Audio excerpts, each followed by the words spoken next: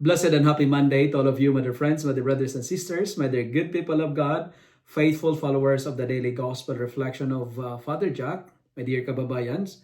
Today is June 23rd, 2025, and today is Monday within the 12th week in Ordinary Time, Year C. Today's Gospel is from the beautiful and the wonderful account of the Gospel of Matthew, chapter 7, verses 1 to 15. In today's Gospel, Jesus does not mince words, and I quote, "Do not judge so that you may not be judged." End of the quote. These words are not just moral advice, they are profound call to conversion, to the transformation of our hearts. Jesus is revealing something deep about the human heart and the kind of community God wants us to build. He is warning me and you that when we judge others harshly, we are not acting as children of God. We are acting as hypocrites. Because the truth is, all of us are not perfect. All of us are broken in some way, right? And when we point fingers at others without looking honestly at our own hearts, we fall into the very trap Jesus came to free us from, and that is what I call self-righteousness. Jesus uses a powerful image, trying to remove the speck in your brother's eye while ignoring the log in your own. It is a call to humility, but also a call to honesty. When we judge others, we often hide from our own need for healing.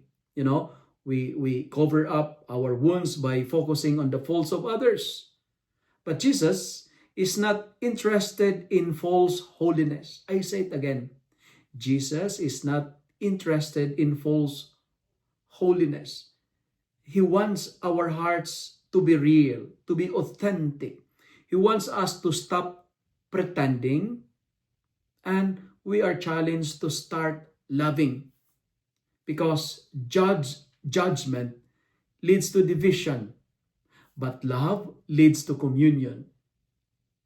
Judging others is very easy. It requires no sacrifice.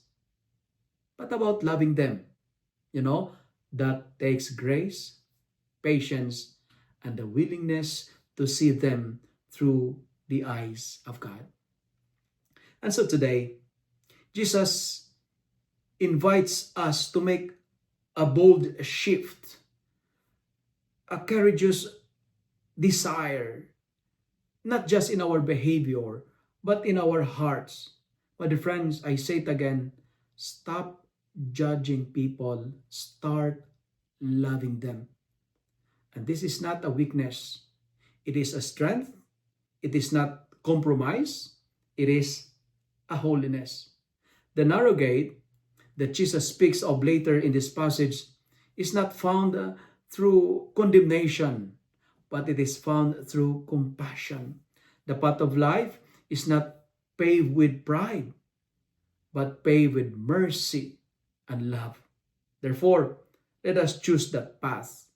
And let us remember that the measure we use for others will be used for us.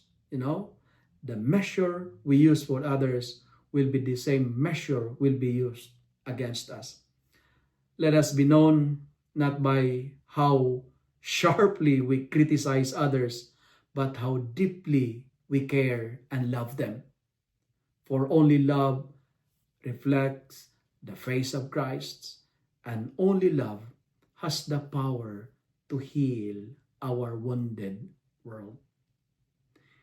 If you love and like this reflection, kindly share it with your friends, share it with your family, make the Word of God viral so that many will be blessed. Amen.